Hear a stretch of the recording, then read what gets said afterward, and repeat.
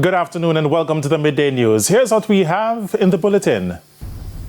Government hopeful as new JUTC buses roll out for start of academic year.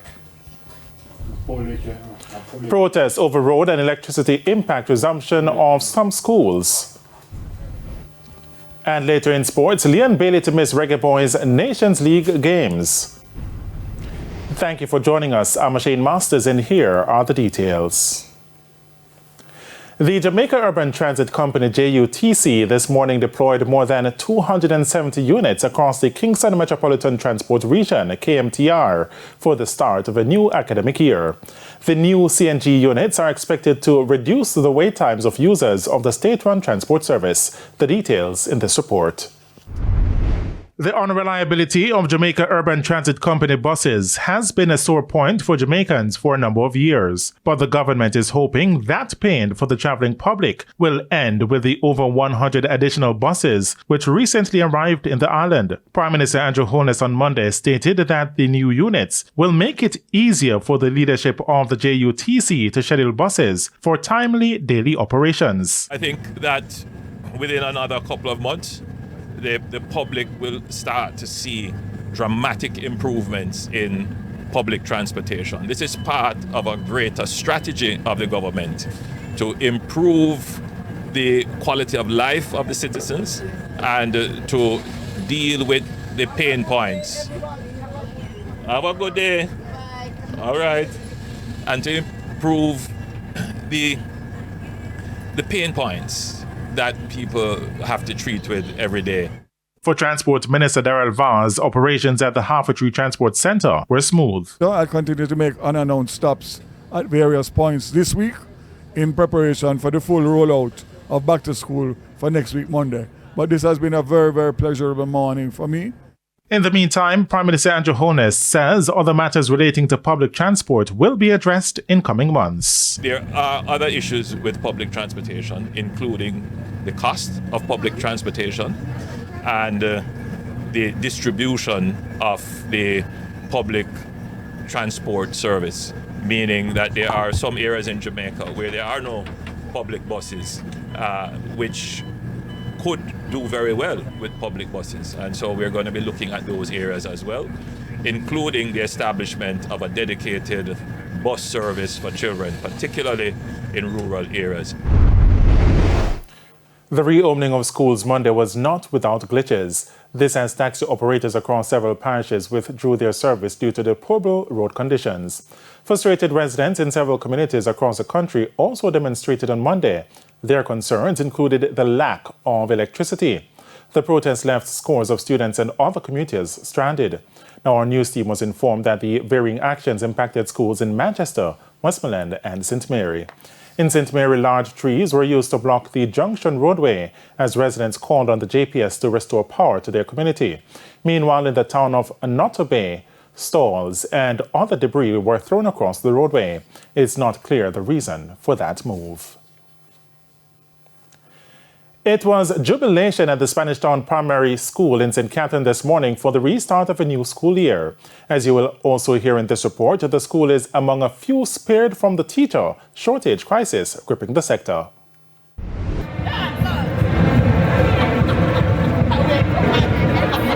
This was a scene at Spanish Town Primary this morning as students and teachers turned up in their numbers. Everybody's hyped and ready for the school year. All the students, as you see, they have joined in, and I think this will also boost our academic performance as we started the day with a bang. I am looking forward to an excellent school year, along with my daughter being excellent in school as well.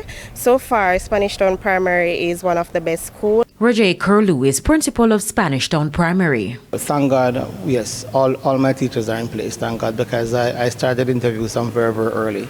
So I have the full complement this morning, thank God. And as for the issue of teacher shortage, he says it's grateful the school has not been affected. For this year, it wasn't so bad at all. 3 resigned, and I filled the vacancies. And 3 went on vacation leave, and those vacancies are also filled. So I have the full complement, thank God. And as the new school year gets underway, Mr. Cruz says he's not anticipating many challenges. In the meantime, he's urging the government to abolish the shift system as he believes this will impact the performance of students. Our PEP result this year was I would say, very, very good, better than last year. And I think one of the things that accounted for that was that I actually took the grade 6 off the shift system and placed them on full day. So they really got a lot more teaching time, and that is why I'm pushing so much for the ministry to take the school out of the shift system so the students can be allotted far more time that will impact their academic development. Carrie-Ann Simpson, TVJ News. President of the Eastern St. Thomas Taxi Association, Kirk Brown, in the meantime, is urging motorists to exercise caution when driving along the Pamphret Main Road. The appeal comes amid the road improvement project being undertaken in the parish. Several road crashes have been recorded since the start of the project. We are in the back to school time, and the road is going to get busy. Just take a time, traverse through this area, because we've been having so much accident on the road since the road improvement, and we really don't want to see no more accident and death. So not just here alone, but also the other road in St. Thomas and also in Jamaica. Just take a time and drive. And remember now, it's not you alone, you have other road users. So drivers, look out for you, drive for you and for other road users. He's especially asking drivers to look out for children. The children, I know, sometimes children who live in this area, sometimes their shoes will be muddy and so forth. Driver, don't afraid to carry them. Bring them in the car also, because it's a situation where, it can be anywhere. And we have to, treat all passengers the same. Over in Montego Bay, head of the St. James Police Division, Superintendent Aaron Samuels, and members of his team were out in their numbers to monitor activities on the first day for some schools. The Montego Bay Metro, they have rolled out their new fleet of buses this morning, and they have been moving smoothly with the assistance of the police to ensure that students are loaded onto these buses to attend school. We don't expect a heavy amount of traffic, as all schools in St. James are not really up and running until Wednesday, but we want to ensure that we put the systems in place to ensure that come Wednesday, when we have that bulk of the traffic, that we'll have all the areas that are critical manned, and that we can, fix and ensure that we have those areas covered. The commanding officer says so far he identified a few issues and will be addressing them before the full rollout of all schools across the parish. But some things that we have recognized thus far that may become issues are some roads that may need some rehabilitation to ensure that the traffic can move a little bit smoother. One such is around by Westgate. We'll have some discussions with the municipal authorities and NWA to ensure that we can have those sorted. And it's time for a break here on the Midday News, but stay with us. More stories when we return.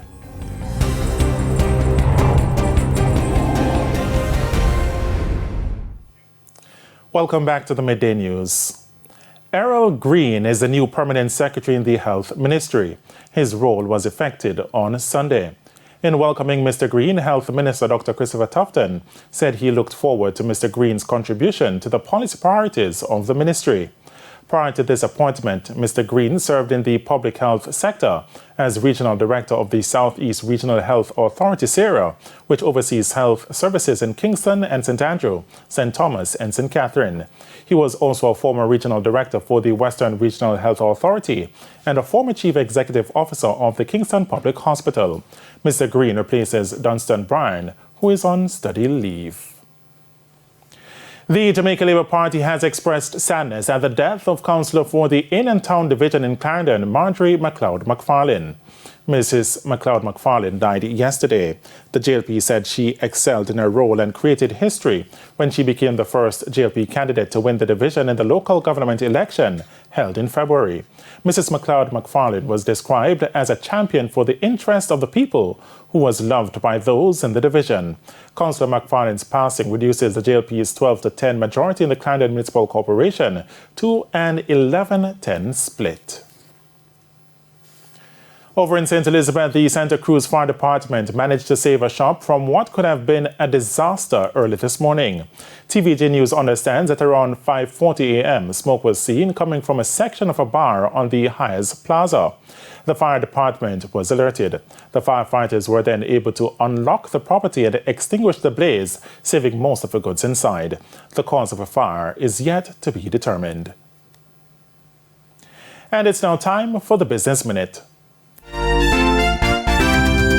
Jamaicans spent more on healthcare and related services over the last year. The Statistical Institute of Jamaica says for the year ended July, the average cost of goods and services in the health category was up 4.3%.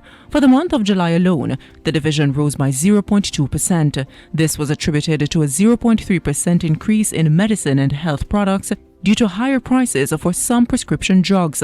Statin says the group other health services rose by 0.1%, linked to higher laboratory testing fees. Now for Robinson. Time now for the top regional and international stories.